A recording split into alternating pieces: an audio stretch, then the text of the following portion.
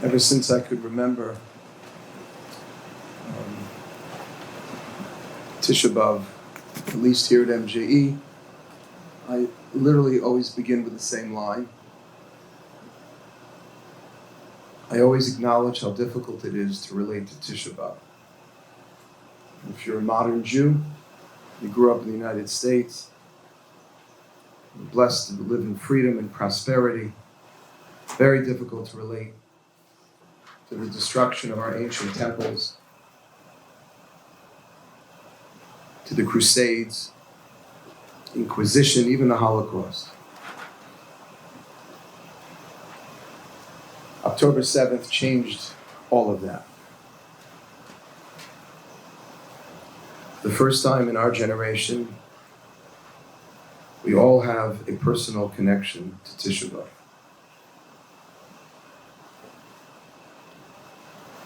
And those of you who can think back to Simchas Torah, when we found out about what happened, we weren't given the chance to do this, which is to mourn. Simchas Torah, if you were in a synagogue, what did most synagogues do? They kept going. Maybe we said a prayer for Chayei Tzahal, for the IDF, but we kept our hakafot.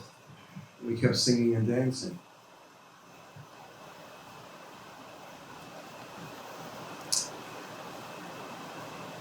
And tonight we have a Shiva, one big Shiva call for the entire Jewish people. When we say Eicha in just a few moments,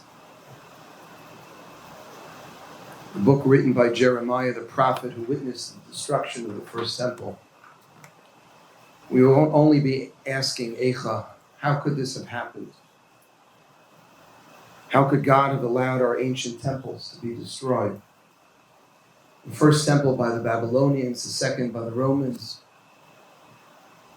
But Eicha, how could Israel just 10 months ago have been so viciously attacked? Eicha. How was Hamas able to penetrate Israel's border? To wreak havoc and destruction for so long? Eicha. How could the world not condemn this vicious attack, but continue to condemn Israel for fighting back? Where is the world's outcry? Israel's sovereignty is breached. Silence.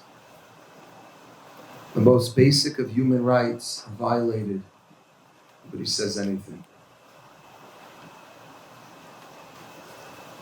Women are raped. And all of the women's groups protest rape as an act of war. We do this consistently in every other country. Silent. Hostages are taken. Children among them. Where's the Red Cross? Our celebrities, our musical heroes, silent.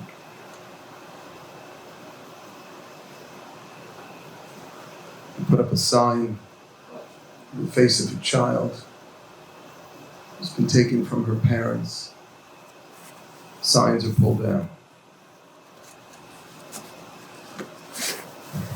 Eicha. There's so much in the Eicha that Yirmiyahu Hanavi said thousands of years ago. It so applies to today. Eicha starts with 3 words, Eicha Yashva Badad. How can this city, this once glorious city of Jerusalem, sit alone? Israel sits alone.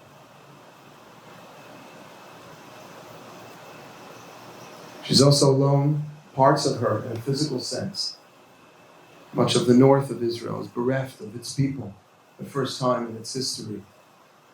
Jews evicted from their homes, living in hotels and other people's homes for 10 months. 100,000 Jews still not in their homes.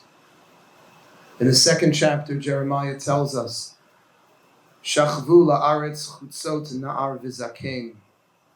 You can see the young and the old lying dead in the streets.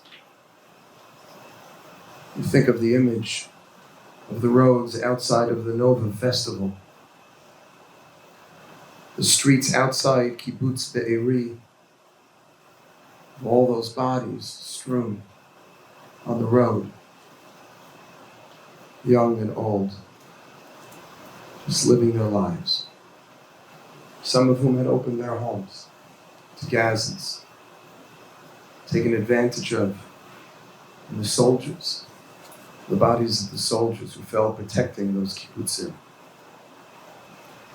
Chapter 4, Jeremiah says, Sha'alu lechem and poreis ein lahem. Children ask for bread, and there's no one to give it to them. Bringing to mind the small children taken as hostages. In the last chapter, we will read Nashim b'tzion inu, b'tzulot ba'arei Yehuda. Women in Zion, maidens of Judah, are violated.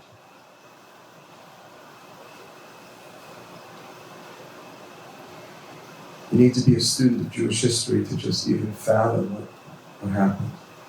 And even then, 1,500 families in Israel have lost a loved one or more. Every one of them has a story. We visited Har Herzl on our last day of the trip. We were there just last week. Israel's National Cemetery. When we got to the end, we see the fresh graves. You see the ages on the stones, 19, 20, 22, 23. And we were walking by, and we saw a young man, a soldier, sitting next to the grave of his mifakeh, of his commander, who was 22. He spoke of this 22-year-old with such reverence, such respect, how devoted and caring he was to his soldiers. We heard from Rav Doron Peretz, the head of the World Mizrahi organization, who lost a son fighting Hamas on October 7th. And he said that since brotherly discord was the cause of the destruction of the Second Temple, he wanted to share the story of brotherly love. Well, he had his own story. Because one of his sons who was injured was supposed to get married 10 days after his other son was taken hostage. They didn't know at the time whether he was alive or not. And they went forward with the wedding, because he said that's what his brother would have wanted. And he told another story of two other brothers, Yishai and Noam Slotsky, living in their 20s. It was so close, very different. One was dati, one was religious, one was not. They loved each other dearly. They decided when they each got married, they were going to live next door to each other. They lived in Beersheba, their wives and children. And when Hamas attacked on October 7th, they went together to fight. They were previously both with the Golani unit, but now reservists. They put on their uniforms and they went outside of the settlements called Alumim, and they fought valiantly for 45 minutes. They did everything they could to stop terrorists from getting into that yishuv, into Alumim. Their bodies were found side by side. They saved so many Jewish lives, prevented Alumim from being penetrated, from being attacked. There are dozens of these stories of bravery and resilience in the face of overwhelming challenge. sense of achdus,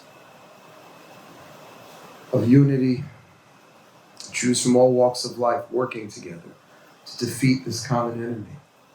With Jews of all stripes, some very detached from their Judaism, turning to God and His mitzvot for support. The IDF reported that there were requests, more than 60,000 requests for pairs of tzitzis. 60,000. There are synagogues all over the United States that got together. Everyone wants to do something, making tzitzis for soldiers. I have a friend, he raised a lot of money. He's already purchased over 8,000 pairs of tefillin for soldiers who never wore them, who asked. They want the zechut, they want the spiritual merit of these mitzvahs as they enter into battle. People have been doing non-stop chesed, kindness for each other, and trying to stay connected to Hashem. Itai Regev, a freed hostage, she was held in captivity with Omer Alush. And when Itai was released, he told Omer's mother that one day they were lucky enough to be able to find some grape juice, along with some bread and salt, and they saved it, and they counted 6 days. And they made Kiddush on Friday night, what they thought was Friday night. They put some toilet paper on their heads. They made the bracha over the bread. And they saved the grape juice so they could use it every week. And they said it was in those moments that they felt closest to home, closest to Hashem. Soloveitchik taught that an integral part of being a Jew, part of the Jewish experience of what it really means to be a Jew, is to see your fate tied up with other Jews. To not see any distinction between yourself and a Jew anywhere in the world. And this is one of the purposes of Tisha B'Av. It's not simply to feel guilty. It's to feel connected, to learn to become more empathetic.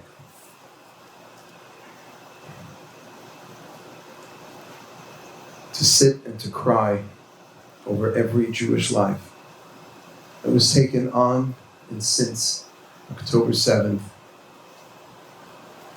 Every chayal, every holy Jewish soldier was given their life fighting since that day, so that we don't become numb. And with the passage of time, it's inevitable that we lose that connection. We're supposed to feel a raw connection today on Tisha B'Av. And I've always said this in the years, that if you don't feel like crying, there's a famous story of 1967. Tzanchanim, the paratroopers, break through and they liberate Jerusalem. They're throwing themselves on the kotel. And one soldier turns to his friend who's not observant, who sees he's crying too. He says, "Listen, I've been dreaming about this since I was 5. I know I'm crying, why are you crying?" And famously he said, "And I'm crying because I don't feel like I have anything to cry over." And I often feel that way on Tisha B'Av. I don't think we need to do that tonight. I ask you, as we listen to these 5 chapters of Eicha,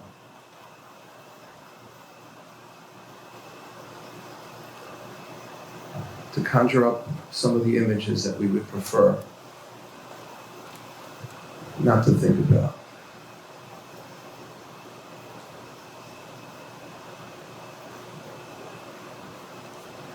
Because we need to stay connected.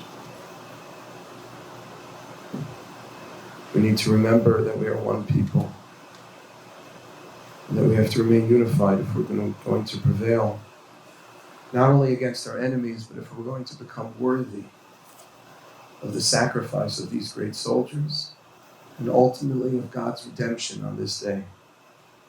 Baseless hatred was responsible for the destruction of the Second Temple, and it would only be love and unity that will bring it back. Let's take these next 24 hours to consider how we can see each other as brothers and sisters, no matter how much we disagree and think the other one has gone off the handle.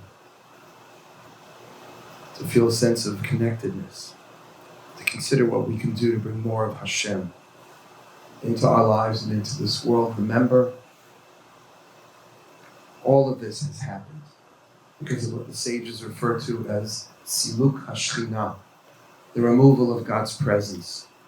It's not just a building, a temple. It's God's address on earth. It's where we believe Hashem caused His presence to dwell amongst us. And when we sinned, when we made it clear we didn't want God in our life, He pulled Himself out. And so the mourning and the fasting that we do on Tisha B'Av isn't simply despair over the past. It's not just feeling sorry for ourselves. It's designed to motivate us to restore Hashem in our lives. Most of the time when we cry, it's over something that happened. Tisha B'Av, we've got a lot to cry about, unfortunately, what happened. But we also cry as an expression of what we want. The great Hasidic masters teach that's the difference with a Jewish cry. Because when a Jew cries, we cry out of anticipation, out of yearning, out of longing for something else. And if that becomes the nature of our crying tonight, not only of despair but of hope, and we use this time to make ourselves worthy of the Gilui Hashchina, of God's revealing and returning His presence to us. B'ezrat Hashem, our mourning and our fasting will change this day into one of rejoicing and celebration. And we are returned to Yerushalayim, all of us, for the rebuilding of our temple and an end to all suffering and tragedy. And Hashem protect our brothers and sisters in Eretz Yisrael. And Kodesh Baruch Hu bless the idea with endless success. May this Tisha B'Av be the last one. Amen. Let's begin to ask the same question Yirmiyahu did thousands of years ago.